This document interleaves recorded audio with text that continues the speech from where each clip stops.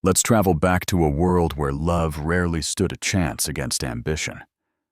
In ancient Rome, marriage wasn't about romance or affection. It was a tactical arrangement, a deal between families meant to strengthen influence, protect legacies, and secure status in the eyes of society. For Roman elites, tying the knot wasn't the start of some great love affair. It was more like signing an agreement, practical, calculated, and emotionally distant. And within that agreement, one detail stood out. Emotional loyalty wasn't part of the bargain. In fact, for men, having mistresses wasn't just acceptable, it was expected. Extramarital relationships were the norm. Men openly pursued lovers outside of marriage, and society didn't blink. Whether these were brief trysts or long-standing affairs, they were commonplace.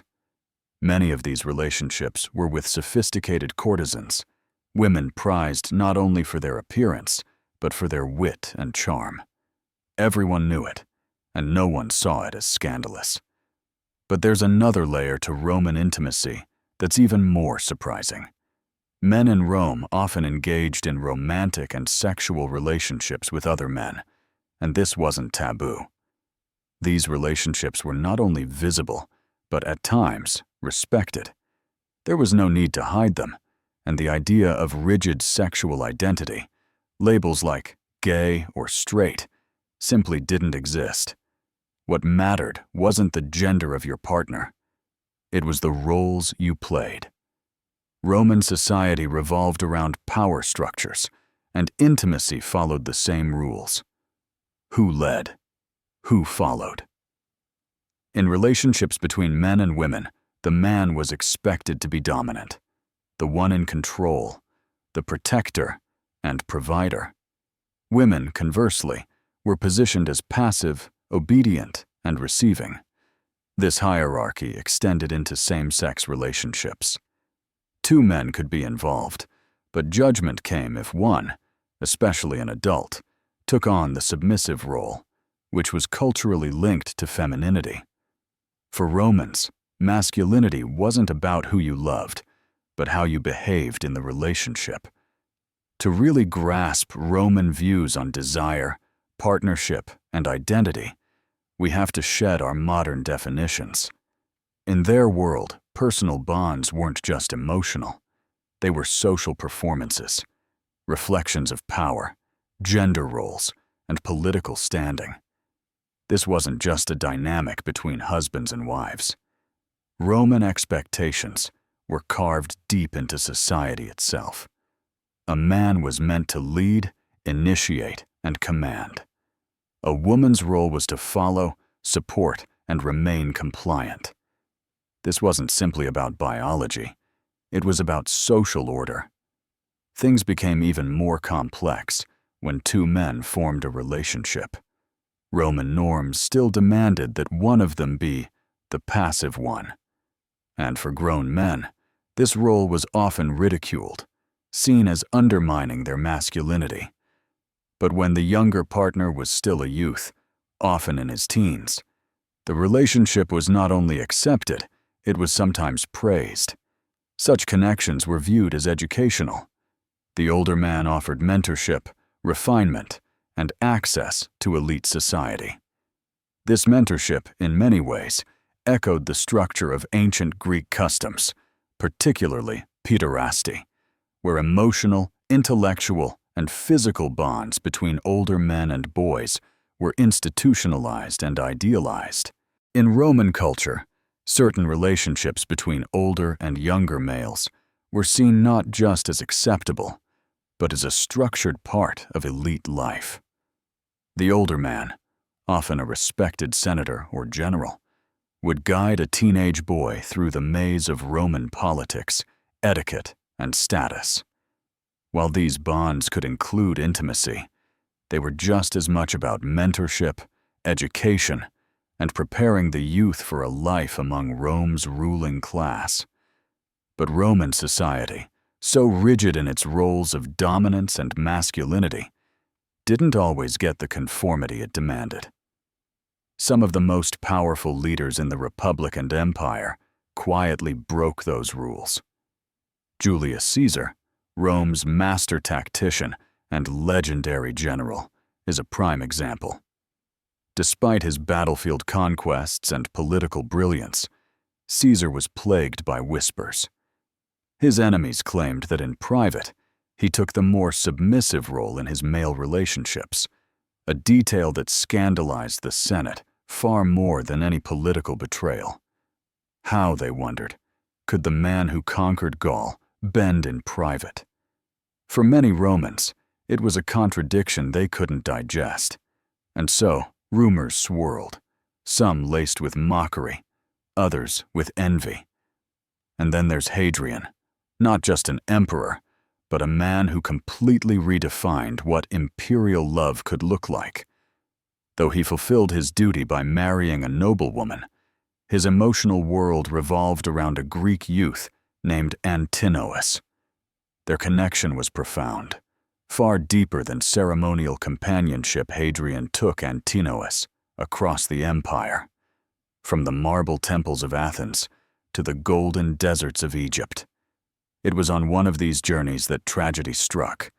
Antinous drowned in the Nile under mysterious circumstances.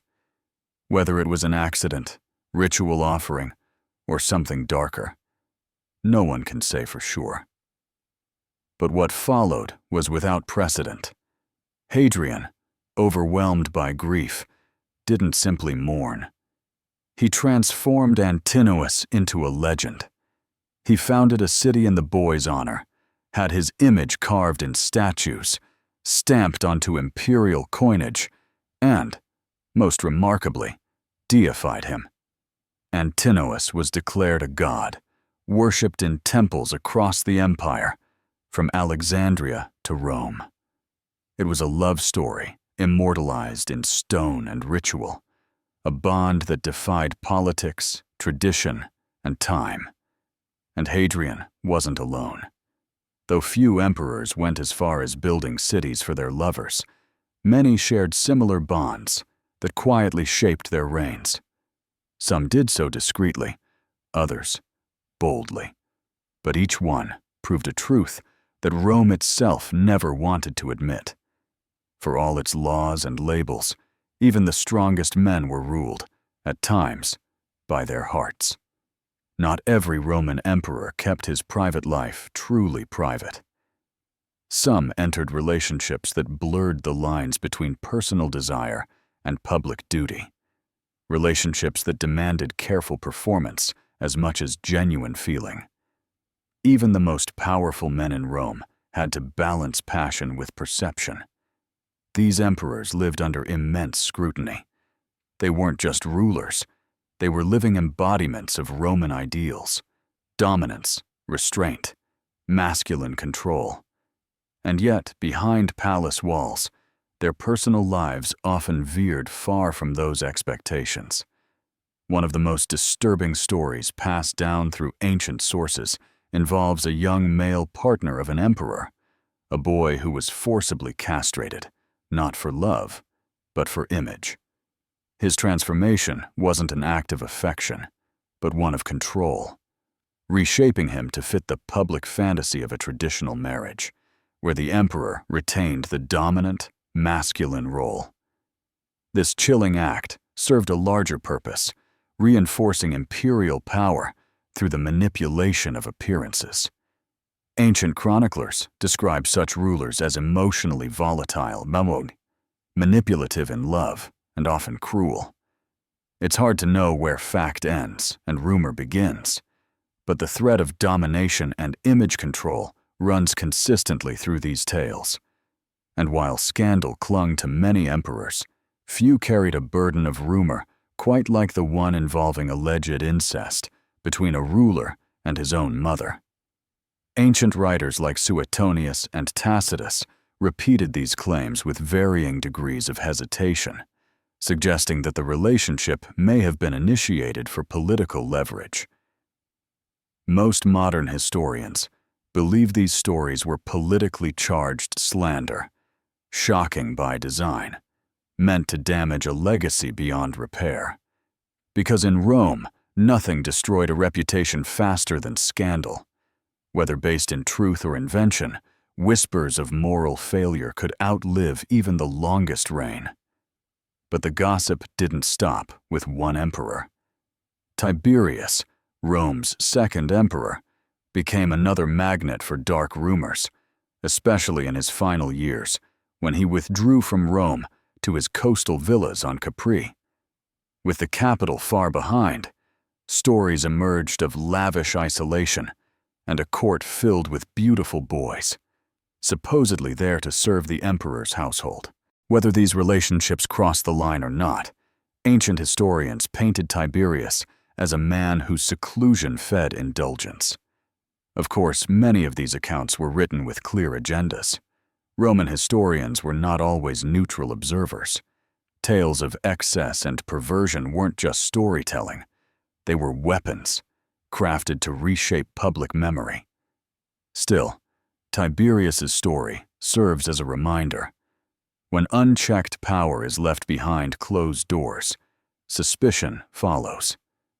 And in Rome, emperors weren't just men. They were symbols. Every choice, every rumor, echoed far beyond their lifetimes. The legacies of Caesar, Hadrian, Tiberius, and others show just how entangled love, leadership, and politics were in the Roman world. Behind the marble and monuments was a human drama, where desire clashed with duty, and reputation was as fragile as it was essential.